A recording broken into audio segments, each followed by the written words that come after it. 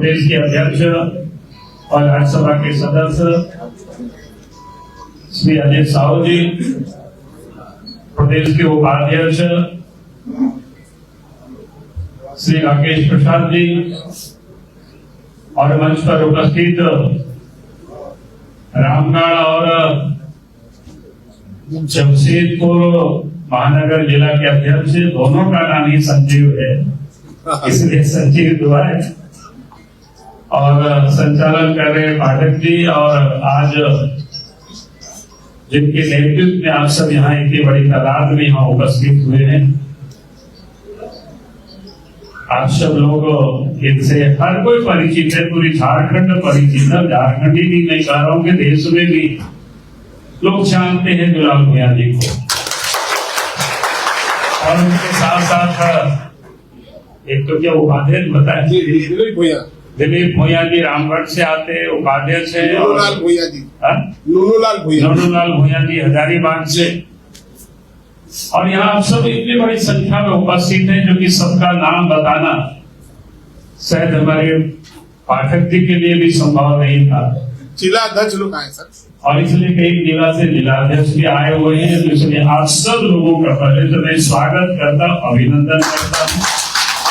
और आप सबको आज देव महादेव जी का आज विवाह भी है, साथ में बड़ा शुभ है। और आज की तारीख में आप सबको बहुत बहुत बधाई है, बहुत बहुत शुभकामनाएं। क्योंकि आप समझिए कि महादेव जी का और पार्वती जी का विवाह होगा तो एक बार नारा लगे, हर हर महादेव। बहुत बहुत एक बार। तो मैं कह रहा था कि दुलाल जी से वर्षों से संबंध रहा है, साथ में हम सब लोग काफी काम करते रहे हैं और काफी झारखंड के सुख दुख के बारे में चर्चाएं होती रही। वास्तव में एक दिन इनका टेलीफोन आया और दुलाल जी ने कहा कि साहब हम मिलना चाहते हैं। तो पहले तो हमारे कार्यालय के स्टाफ ने बताया, तो मैंने कहा कि भाई दुलाल जी को इतना बताने के खाली उनको समय बता दीजिए कि हम रांची में रहेंगे तो कभी भी आकर के मिल सकते हैं, कोई दिक्कतें नहीं है। चाहे सुबह हो, शाम हो, दोपहर में हो, घर में रहेंगे तो घर में मिल लेंगे, कार्यालय में रहेंगे तो कार्यालय में मिल लेंगे। और जहाँ कहीं भी रहेंगे भाई दुलाल जी आएंगे और नहीं मिलेगा, ऐसा कैसे हो सकता है। फिर एक दिन मैंने देखा कि सवेरे सवेरे पहुंच गए तो बहुत अच्छा लगा। तो मुझे समझ में नहीं था कि नहीं क्यों मिलना चाहते हैं, मुझे लगा कि मैं कुछ और बातें। इन्होंने कहा कि नहीं, मैंने अब तय करके आया हूँ अपने समाज से सब लोगों से मैंने चर्चा किया है कि मैं पार्टी के सदस्य बनना चाहता हूँ और भारतीय जनता पार्टी में रह करके भारतीय जनता पार्टी के लिए मैं काम करना चाहता हूँ। तो मैंने कहा कि बहुत अच्छा है, स्वागत है, जब कभी आप आएंगे आपका स्वागत है, आप जब चाहेंगे तब होगा। तो हमें लग रहा था कि शायद जमशेदपुर बुलाएंगे, फिर वहां जाकर के ज्वाइन कराएंगे। अध्यक्ष जी गए थे और अध्यक्ष जी से की मुलाकात हुई और उसी समय तारीख तय भी हो गया। 15 तारीख को अध्यक्ष जी ने फिर आपको टेलीफोन कर दिया कि आपको 15 तारीख को रहना है। हमने क्या है 15 तारीख को, तो बोला कि नहीं दुलाल जी पार्टी योगदान करेंगे और यहीं आकर के करेंगे, कार्यालय नहीं करेंगे। तो मैं समझता हूँ कि इससे और प्रसन्नता क्या होगी, खुशी क्या हो सकता है।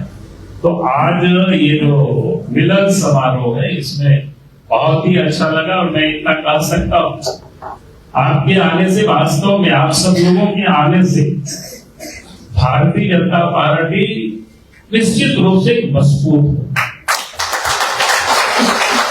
और ताकत भी बढ़ेगी। क्योंकि आज दुनिया का सबसे बड़ी सशक्त राजनीतिक पार्टी भारतीय जनता पार्टी, लेकिन जहां हम थोड़ी बहुत कमजोर पड़ते थे खास करके उन दलितों के क्षेत्र में, लेकिन आज मैं कह सकता हूं जिस प्रकार से यहाँ पे बड़ा समाज का एक बहुत बड़ा हिस्सा, और जिसको हम सब लोग करते हैं ना, क्या बोलते हैं, भगवान राम ने सबरी की कोटिया में जा करके माता सबरी से उन्होंने वेद खाए थे। यानी आप सोच सकते हो कि राम जी का प्रेम किस प्रकार से सबरी के साथ रहा है उस समाज के लोगों का। और भारतीय जनता पार्टी तो वैसे ही यानी कह सकते हो कि भाई हम उस राम के भक्त हैं, हम सब लोग हैं। तो आज एक प्रकार से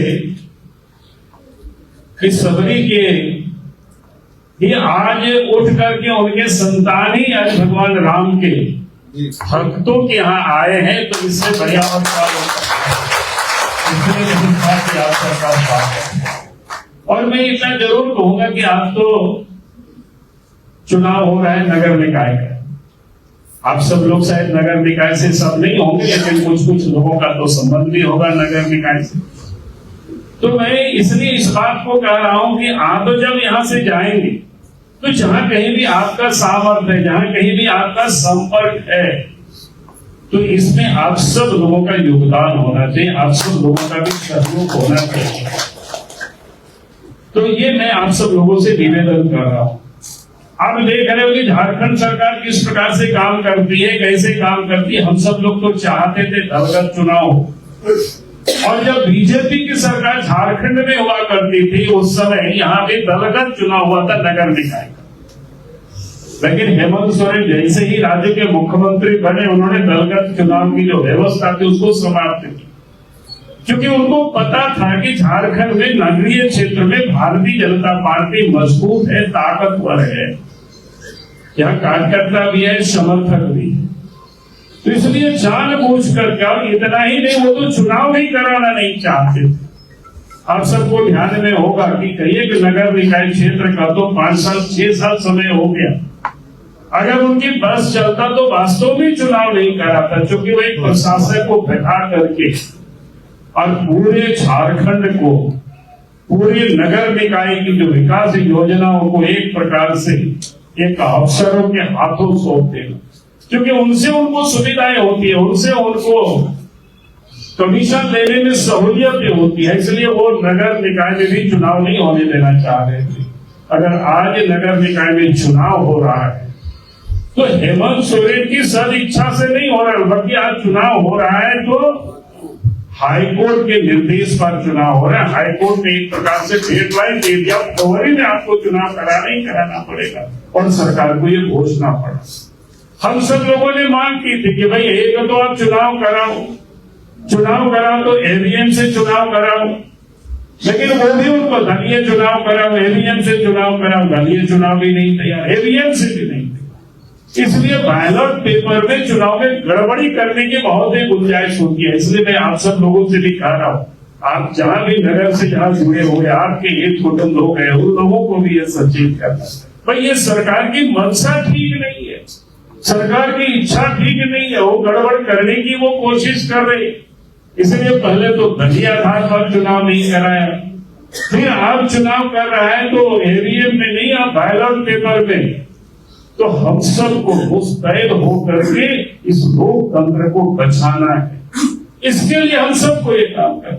और इसीलिए हमने भी कहा है, हमने इसलिए पार्टी की ओर से प्रदेश अध्यक्ष जी सब लोग जाकर के मेमोरेंडम किया राज्य निर्वाचन आयोग को, और उनसे लोगों ने मांग किया कि भाई हर पोलिंग बूथों पर स्टैटिक फोर्स को खड़ा करिए, पैरामिलिट्री फोर्स को खड़ा करिए, हर पोलिंग बूथ पर सीसीटीवी कैमरा लगाइए, हर काउंटिंग बूथ पर सीसीटीवी कैमरा लगाइए, जहां बैलेट बॉक्स रखा जाएगा वहां भी स्टैटिक फोर्स और सीसीटीवी कैमरा लगाइए।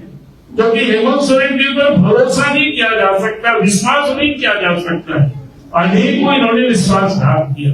तो इसलिए मैं ये कह रहा हूं, और मैं आप सब लोगों से ये कह रहा हूं कि आप जब आज भारतीय जनता पार्टी आए तो आप देख रहे होंगे कि इस देश के अंदर में किस प्रकार की, झारखंड में किस प्रकार की राजनीति चल रही है। झारखंड की हालत क्या है, रोज चोरी डकैती हत्या अपहरण, बहुरेडियो भी सुरक्षित नहीं है, आज तो छोटे छोटे बच्चे भी सुरक्षित नहीं है। आए दिन आप देखते हो कि यहाँ बच्चे का अपहरण हो गया, बच्चे का हो गया। आज तो मैंने देखा अपने क्षेत्र में एक बच्चे 4-5 दिनों से गुम था, कुआं में उनका लाश। यानी आप सोच सकते हो क्या हालत है, बच्चे तक इस राज्य में सुरक्षित नहीं है।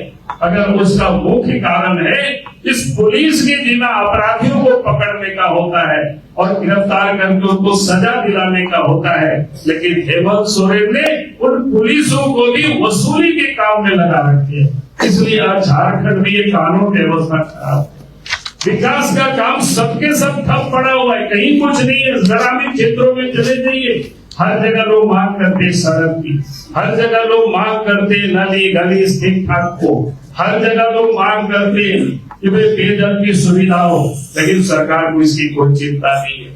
राज्य में करप्शन है। आज किसी भी सरकारी दफ्तरों में जाएंगे, बिना पैसा से काम नहीं चलेगा। भाई आज हालत क्या है? झारखंड क्यों बना था? यहाँ के आदिवासियों के लिए, मूलवासियों के लिए, झारखंड वासियों के लिए। जब बिहार एक साथ था तो यहाँ के लोगों की जंगल जमीन से लोगों को उजाड़ा जा रहा था, इसलिए यहाँ लोग आंदोलन के, अभी दुलाल जी आपको बता रहे थे, सैकड़ों लोग बलिदान हुए। लेकिन आज क्या है? आज जो झारखंड की सत्ता में बैठे हुए हेमंत सोरेन जी, आज भी झारखंड के आदिवासी मूलवासी जमीन से उनको बेदखल किया जा रहा है। कहीं उद्योग के नाम पर, कहीं कारखाना के नाम पर, कहीं डेमो के नाम पर उनको न्याय नहीं मिल रहा है, कोई सुनने वाला नहीं है। और इसलिए मैं आज आप सब लोगों से कह रहा हूं कि लड़ाई हमारी अधूरी है। राज बना है लेकिन न्याय यहाँ के लोगों को अभी तक नहीं मिला। ये स्थिति है और देश भर में देख रहे हो क्या स्थिति है। देश में जब से इस देश के अंदर में नरेंद्र मोदी जी प्रधानमंत्री बने हैं, तब से इस देश में जो अपोजिशन के लोग हैं उनकी पेट में दर्द हो रहा है। उसी समय से लोग लगे हुए कैसे देश के प्रधानमंत्री नरेंद्र मोदी जी को हटाया जाए, उसके लिए बड़े बड़े षड्यंत्र होते हैं। देश में भी, अब देश के बाहर से भी षड्यंत्र हो रहे हैं। आपने देखा चाहे किसान आंदोलन हो, आपने देखा लाल किला में कैसे हंगामा हुआ, आपने देखा सीएए के नाम पर कैसे हंगामा हुआ। जब जब लोकसभा सत्र प्रारंभ होता है तो अपोजिशन के लोगों को आप देखते होंगे, कैसे लीडर को देखते होंगे कैसे वह हंगामा खा करके। यानी कुल मिलाकर के देश के प्रधानमंत्री गरीब घर के बेटा नहीं रहे प्रधानमंत्री, देश तरक्की नहीं करे, देश प्रगति नहीं करे, गरीबों का उत्थान नहीं हो, ये कांग्रेस की मंशा है, ये अपोजिशन की मंशा है। इसलिए वो लोग बार बार प्रधानमंत्री को हटाना चाहते हैं। क्योंकि आप याद करिए, हम सब गांव से आते, जब कांग्रेस की सरकार थी तो गांव में लोगों ने सड़क नहीं देखा था, गांव के घर के लोगों ने बिजली नहीं देखा था, गांव के गरीब लोगों ने शौचालय नहीं देखा था, गांव के गरीब लोगों का पक्का मकान नहीं देखा था, गांव के लोगों ने गैस नहीं देखा था। लेकिन जब इस देश के प्रधानमंत्री नरेंद्र मोदी जी बने, ये जो लोगों की बुनियादी सुविधाएं हैं गांव तक पहुंचा दिए, गरीबों के तक पहुंचा दिए। ये दर्द उन लोगों को सता रहा है और इसीलिए मैं आज आप सबसे कहूंगा कि आज हमें चाहे गरीब, दलित हो, आदिवासी हो, झारखंडी हो, हम जितने भी लोग हैं, हम मिलजुल करके इस देश में फिर से भारतीय जनता पार्टी को और मजबूत करना। और इसलिए मैंने आज सब लोगों का स्वागत करते हुए आनंद आ रहा है, खुशी हो रहा है कि निश्चित रूप से अब देश में एक नई कारवा बनते जा रही है। अब देश के प्रधानमंत्री नरेंद्र मोदी जी और मजबूत होंगे। और झारखंड में आने वाला जो नगर निकाय के चुनाव है, जब 48 नगर निकाय में चुनाव हो रहा है, वहां भी भारतीय जनता पार्टी के कार्यकर्ता, भारतीय जनता पार्टी के समर्थक चुनाव जीतेंगे। भले ही झारखंड में उनकी सरकार हो, लेकिन नगर निकाय में भारतीय जनता पार्टी के कार्यकर्ता की सरकार होगी। यही मैं आज आप सब लोगों से निवेदन और अपील के साथ अपनी बातों को मैं समाप्त करता हूँ। बहुत बहुत धन्यवाद। जय हिंद, जय झारखंड, जोहार। जिंदाबाद, जिंदाबाद, जिंदाबाद, जिंदाबाद।